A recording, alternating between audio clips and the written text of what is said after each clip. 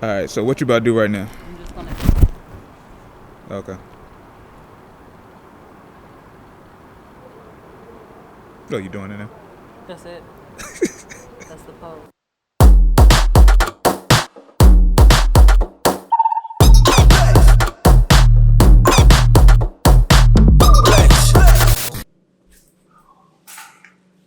What's going on, people? This is Shy Harris of the Rebel Society, and today we are doing another one of my, what I call it, 10 creative collabs for Christmas. So the whole purpose of this series is to kind of just highlight different people who are in the area, who are killing it, who I feel like you guys should know more about. So today we are doing a video. What are we talking about today? We are talking with Miss Jasmine Alysha. Hello. How are you doing today? I'm pretty good. Hyper. Hyper? Uh-huh. You just feel like you got mad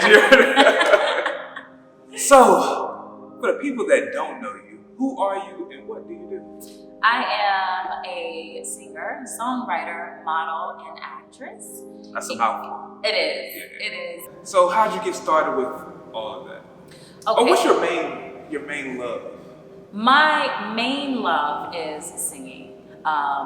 And then acting is actually they're probably on the same levels at this point because I actually started out with acting. But then I fell in love with singing because I used to write poetry, turn my poetry into songs. You did spoken word? Yeah, no, I didn't because I was very shy. Very, very shy. And I See, you got out of that. Huh? See, you gotten out of that. Yeah. A little bit. I'm still shy. Modeling just came along with it because I feel as though in the entertainment industry, modeling is just something that you just learn regardless of whatever you do. And you should utilize it the best way that you can. Okay. So I like to always start these videos with how I met you, or how I came across you. So we were actually both speaking at the event, or I was speaking and you were singing at the event. It was probably about a year or so ago now. Yes. And then I started following you and I was like, you know what? She does a photo shoot, like at least 5 photo shoots a week. And the photos are always fire. So I'm like, oh, I really love like your work ethic. And I felt like that's like very admirable. A lot of people don't have that same work ethic. So that's what kind of like drew me into you. And then we had a chance to work together a couple months ago and the photos and all that stuff came out fire. So I'm like, you know what? You're somebody I need kind of in my circle just to kind of pick your brain on certain things or, you know, whatever the case may be. So that is why we're here. And today I want to talk about something that I feel like a lot of people need, especially because the work that I do, which is a lot of digital marketing, which consists of, you know, a lot of content creation. I work with different business owners who are scared to put themselves in front of the camera. Because, you know, they feel self-conscious, they don't know how they should look, they don't feel great about themselves. So for this video, I just kind of want you to give a couple tips on things that people or women can do to actually, I guess, be more comfortable, but make sure your photos come out fire no matter what. I would say, first of all, it's very, very, very important for the model or business owner, you know, or whoever is working with a photographer, to build a relationship with that photographer. Ask as many questions as possible, kind of study their work, you know, just to see what they do and what they're about. If you need to, just ask a couple of questions to people that have worked with that person before, just to get a insight of who that person is and how they work. Because just because somebody has a camera doesn't mean they have the look that you're going for. Definitely. So that's very, very important. So what's another tip? Another tip I would say is be prepared. Whatever it is that you are trying to shoot, whether it's a photo shoot or a video or whatever, just make sure that you have a location, make sure that you have a setup to where whatever you're wearing, you know, it's laid out. Make sure that the photographer at least has the equipment that you need to utilize, and if they don't have it, then you need to go out and kind of get it or get something close to it. Okay. So preparation is number 1, well, number 2, I would say. And I know before you mentioned just having confidence in yourself. Definitely. Yeah. You have to have confidence. That would come number 3. Right. Actually, that would just be in general. Yeah. You need to have confidence. In life, you need to have confidence. Yes. If you're going to create anything, have confidence in your work.